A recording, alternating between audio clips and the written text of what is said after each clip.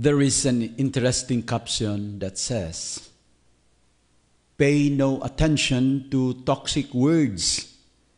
What people say is often a reflection of themselves, not of you." Mga igsoon, nindot sabni nga advice. Tungod kay daghan na ba nato, dali ra kaayo maapektuhan sa mga negative comments sa mga tao. Unya ra ba? Kung makadungog-tag mga dautang komento, mangluod ta dayon.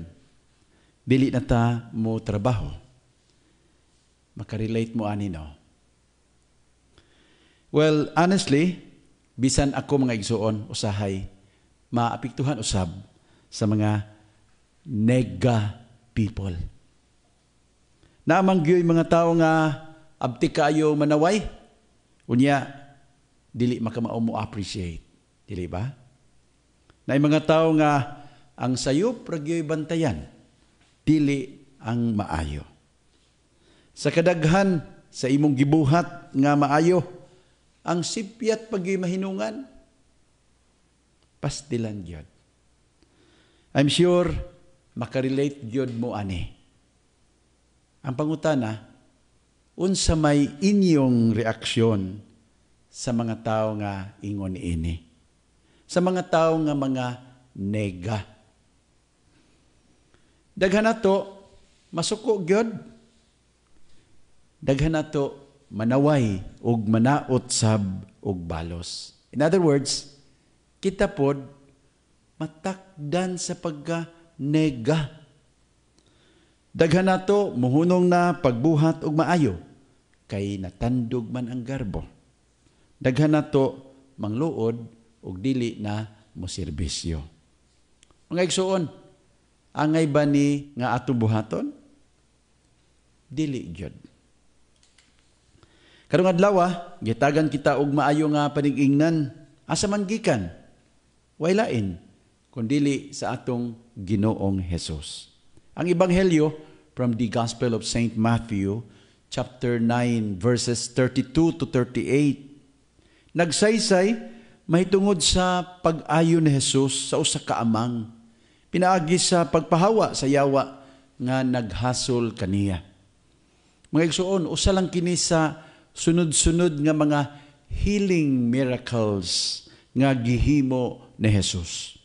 Unya, giingnan ta sa ebanghelyo nga ang mga tao nga nakasaksi niini nahingangha pag-ayo sa gibuhat ni Jesus. Wala pa kita makakitag hitabo nga sama niini dinhi sa Israel.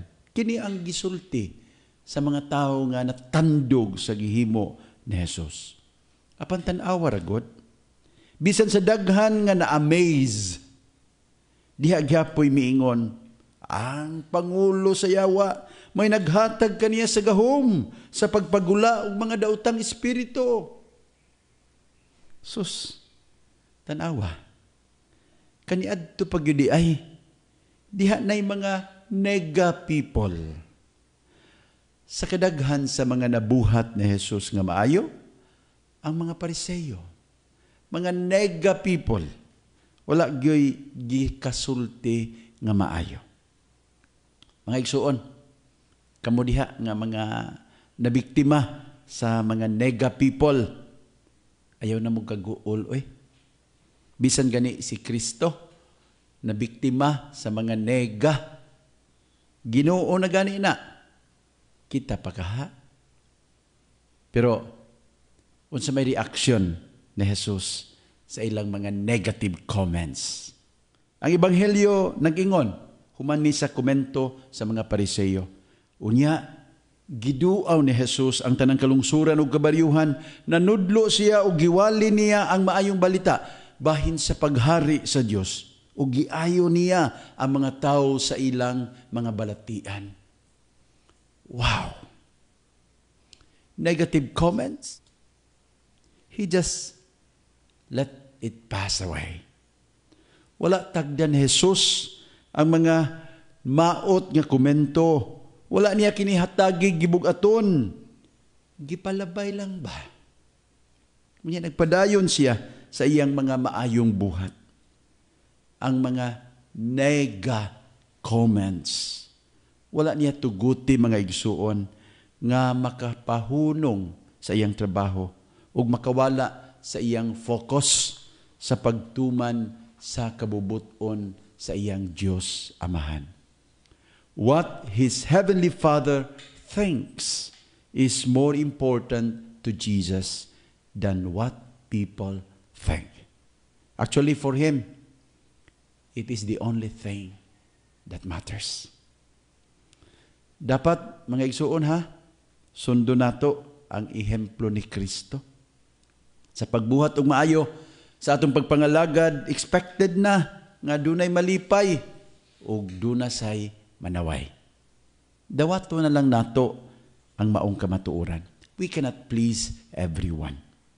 So, stop caring about what others think of you and start doing what God has called you to do.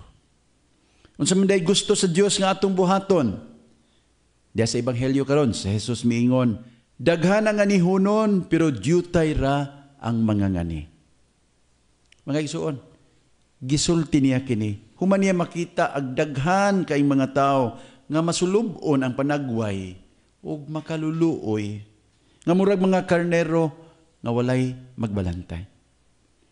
Si Jesus nanginahanglan ug dugang mga tao nga mutabang kaniya sa pag-atiman sa katawhan nga samaran. Ang pangutana, willing bata nga mutabang niya? Willing bata nga mahimong laborers with the Lord and for the Lord? Adunay panultihon nga nagaingon, work for God because the retirement benefits are great. Hinaot mga igsuon, madasig kitang tanan nga motrabaho para sa Ginoo ug dili lang para sa atong kaugalingon. The retirement benefits are great. Tinuod dinhi sa yuta, dili ta madato sa pagpangalagad sa Dios. Didto ra. The retirement benefits are great in heaven. And we don't forget this. Pay no attention to toxic words because, what people say is often a reflection of themselves, not of you.